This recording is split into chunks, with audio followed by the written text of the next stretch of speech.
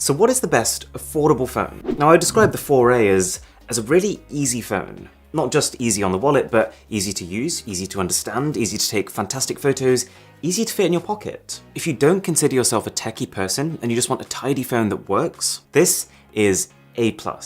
Now, you are technically getting more stuff with the OnePlus. It's just that I think a lot of that stuff will only be noticed and appreciated by people who are a bit more tech savvy. Things like a smooth 90Hz display, a slightly faster chipset, and an ultra-wide camera. So, the title of Best Gaming Smartphone goes to a phone that I think really embodies this. It feels like a gaming phone when it needs to feel like a gaming phone.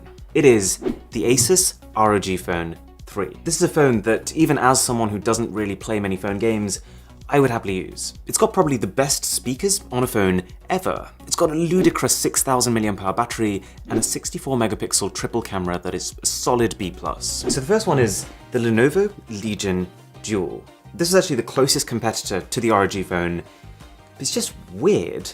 Like, honestly, I love experimental design, but this is too much for me. And I just keep accidentally covering these cameras with my fingers, which are in the middle, presumably so that you can grip the phone like a controller. But inside, spec for spec, this completely trades blows with the ROG phone. The main difference for me is just that this has a smaller 5,000 mAh battery, but faster 90-watt charging.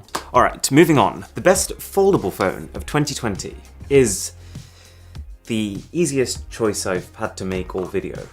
It's the Galaxy Z Fold 2, because it's the only choice. You do have Huawei's foldables, but they lack Google services. You've got a couple from Royole, but they look more like working prototypes than consumer products. And the only other foldable competition comes from these flip phones, which I think are cool from a style perspective, but the tech you get inside is quite a bit weaker. So, for just under $400, the best compact phone is the Google Pixel 4a again. You'll find just generally that this phone, it crops up a lot in recommendations and top lists, and I think it's because it's one of the few phones at this price that doesn't feel like it's missing anything. Like, you can get phones that are higher spec, but it's just that this feels like it is the phone that it wanted to be, if that makes sense. You could go for the iPhone. The iPhone 12 mini was built for this. This is like the smallest top-end flagship phone we've had in like 5 years. And unlike the small iPhone SE, its battery life is pretty good, with two winners. Two phones that I would recommend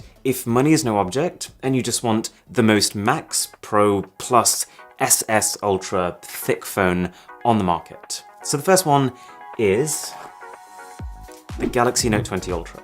It's everything. It's the best screen, the best photo camera, it's the battery life champion, thanks to being able to adjust the refresh rate of the display to only as fast as it needs to be based on the app. And then we have the iPhone 12 Pro Max. But this is also the first time that the Max is a big jump over the normal sized iPhone. This has a better battery, better speakers, and a much better camera.